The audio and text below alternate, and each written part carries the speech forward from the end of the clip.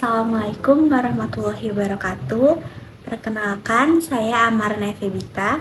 Pada video kali ini, saya akan menjelaskan materi mengenai demokrasi, kepemimpinan, dan penegakan hukum dalam perspektif Islam.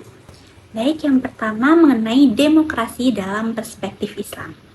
Apa sih demokrasi itu? Jadi, demokrasi berasal dari bahasa Yunani, yaitu demos yang berarti rakyat, dan kratos yang berarti kekuasaan atau pemerintahan. Jadi dapat diartikan demokrasi sebagai sistem pemerintahan yang memberikan kesempatan kepada rakyat untuk berpartisipasi dalam menentukan pemimpin, menyampaikan pendapat, serta ikut terlibat dalam proses pemerintahan.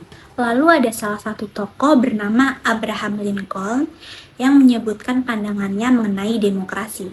Menurutnya, demokrasi adalah pemerintahan dari rakyat, oleh rakyat, dan untuk rakyat.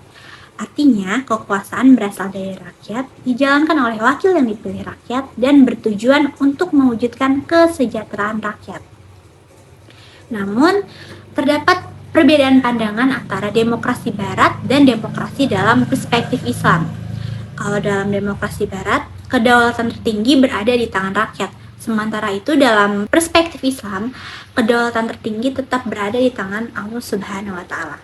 Nah, salah satu tokoh yang membahas hal ini adalah Al-Maududi melalui konsep teodemokrasi, yaitu sistem pemerintahan yang menggabungkan prinsip demokrasi dengan nilai-nilai ketuhanan. Di dalam konsep ini, rakyat tetap memiliki hak untuk berpartisipasi dalam pemerintahan, tetapi pelaksanaannya harus tetap berpedoman pada ajaran Islam. Selain itu ada juga pendapat dari Muhammad Imarah. Ia mengatakan bahwa Islam tidak menerima demokrasi secara mutlak, tetapi juga tidak menolaknya secara mutlak. Menurut beliau, keputusan bersama tetap diperlukan melalui musyawarah, namun tidak boleh bertentangan dengan ajaran Allah Subhanahu wa Ta'ala. Pandangan kedua tokoh Islam tersebut sejalan dengan firman Allah Subhanahu wa Ta'ala dalam surat Al-Imran ayat 159 yang memerintahkan Rasulullah SAW untuk bermusyawarah dengan para sahabat. Selain itu, prinsip musyawarah juga ditegaskan dalam surat Asy-Syura ayat 38. Nah, dari kedua ayat tersebut dapat dipahami bahwa Islam mengajarkan pentingnya menghargai pendapat orang lain, mengambil keputusan melalui musyawarah, serta bertawakal kepada Allah setelah keputusan ditetapkan. Rasulullah juga sering bermusyawarah dengan para sahabat, baik dalam menentukan strategi perang, menetapkan kebijakan sosial, maupun menyelesaikan persoalan kemasyarakatan. Namun, hasil musyawarah tersebut tetap harus berada dalam koridor ajaran Islam dan bertujuan untuk mewujudkan kemaslahatan bersama. Jadi dapat disimpulkan bahwa demokrasi dalam perspektif Islam menekankan partisipasi masyarakat melalui musyawarah, tetapi juga berlandaskan nilai-nilai ketuhanan, keadilan, dan ajaran Al-Quran. Dengan demikian, demokrasi dalam Islam bukan sekedar sistem politik, melainkan juga bagian dari pelaksanaan nilai-nilai agama. Setelah memahami konsep demokrasi dalam perspektif Islam, selanjutnya saya akan menjelaskan mengenai kepemimpinan dalam Islam. Dalam Islam, kepemimpinan bukan hanya dipandang sebagai jabatan atau kedudukan, tetapi juga sebagai amanah dan tanggung jawab besar yang akan dipertanggungjawabkan, baik di dunia maupun di akhirat. Menurut Abdul Ar-Rahman Al-Juzari yang dikutip oleh Ritonga tahun 2021, terdapat 10 kriteria yang perlu dimiliki oleh seorang pemimpin. Kriteria yang pertama adalah seakidah, sebagaimana dijelaskan dalam surat An-Nisa ayat 138-140. Kriteria ini artinya memiliki keyakinan dan nilai yang sama dengan masyarakat yang dipimpinnya. Tujuannya agar pemimpin dapat memahami kebutuhan serta menjalankan kebijakan yang sesuai dengan nilai-nilai Islam. Lalu kriteria yang kedua, pemimpin harus mukallaf, yaitu sudah dewasa dan memiliki akal yang sehat. Karena seorang pemimpin harus mampu berpikir matang, bertanggung jawab, dan siap menerima segala konsekuensi dari setiap keputusan yang diambil. Yang ketiga, pemimpin harus merdeka. dalam arti tidak berada di bawah tekanan atau kendali dari pihak lain, sehingga dapat mengambil keputusan secara objektif. Kemudian yang keempat, menurut pandangan ulama, seorang pemimpin adalah laki-laki. Dasar yang digunakan adalah hadis Rasulullah yang berbunyi, suatu kaum tidak akan mengalami kejayaan jika dipimpin oleh seorang perempuan. Maksud dari hadis tersebut adalah perempuan memiliki kodrat biologis dan amanah yang sangat besar, seperti mengalami haid, mengandung, melahirkan, menyusui, serta mendidik anak dan mengurus rumah tangga. Islam memuliakan peran tersebut sebagai tanggung jawab yang istimewa. Oleh karena itu, kepemimpinan lebih banyak dibebankan kepada laki-laki yang memiliki kewajiban untuk melindungi dan menafkahi keluarga. Yang kelima, pemimpin berasal dari suku Quraisy. Kriteria ini didasarkan pada kondisi sosial dan politik pada masa awal Islam. Akan tetapi, sebagian ulama berpendapat bahwa syarat tersebut tidak lagi bersifat mutlak dan lebih menekankan pada kemampuan serta kualitas kepemimpinan seseorang. Keenam adalah adil.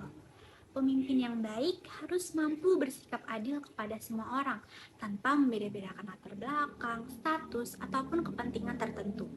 Karena pada akhirnya, setiap keputusan yang dibuat akan dipertanggungjawabkan. Kemudian yang ketujuh, seorang pemimpin juga harus memiliki pengetahuan yang luas. Seorang pemimpin tidak harus tahu segalanya, tetapi ia harus mau belajar, terbuka terhadap masukan, dan memahami persoalan yang dihadapi masyarakat. Kemudian pemimpin juga harus berani.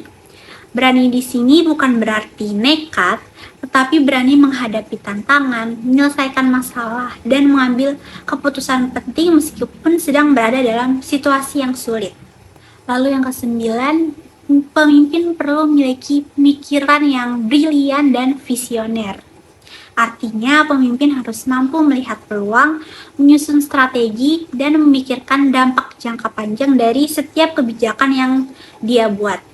Terakhir, pemimpin perlu memiliki kondisi fisik dan mental yang baik, atau yang disebut dengan sejahtera panca indera, agar dapat menjalankan tugas-tugasnya secara optimal.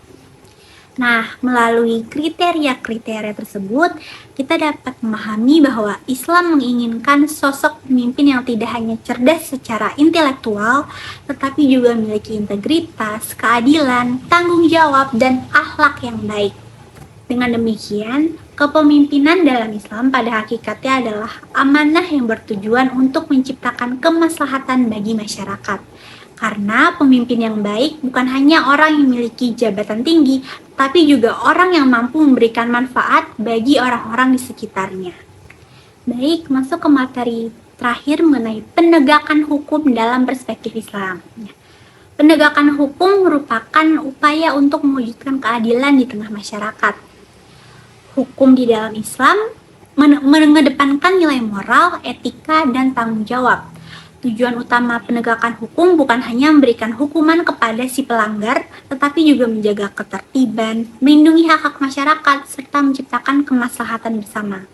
Penegakan hukum dalam Islam didasarkan pada beberapa prinsip, yaitu keadilan, kepastian hukum yang berlandaskan Al-Quran dan hadis, lalu kemanfaatan atau maslahah, serta amanah dan tanggung jawab bagi setiap penegak hukum. Prinsip tersebut sejalan dengan firman Allah Subhanahu wa Ta'ala dalam surat Al-Maidah ayat 8 yang memberitahukan umat Islam untuk selalu menegakkan keadilan dan tidak membiarkan kebencian terhadap suatu kaum untuk mendorong seseorang berlaku tidak adil. Ayat ini mengajarkan bahwa keadilan harus ditegakkan kepada siapapun tanpa memandang status, kedudukan, maupun hubungan pribadi. Baik, sebagai penutup dapat disimpulkan bahwa demokrasi, kepemimpinan, dan penegakan hukum merupakan tiga aspek yang saling berkaitan dalam mewujudkan kehidupan masyarakat yang adil dan berlandaskan dengan ajaran Allah Subhanahu wa Ta'ala. Demokrasi dalam Islam dilaksanakan melalui musyawarah, kepemimpinan dipandang sebagai amanah yang harus dijalankan dengan adil dan bertanggung jawab, sedangkan penegakan hukum bertujuan untuk mewujudkan keadilan serta kemaslahatan bagi seluruh masyarakat. Semoga penjelasan ini dapat menambah pemahaman kita mengenai pentingnya menerapkan nilai-nilai agama Islam dalam kehidupan berbangsa dan bernegara. Demikian pemaparan yang dapat saya sampaikan. Mohon maaf apabila terdapat kekurangan. Wassalamualaikum warahmatullahi wabarakatuh.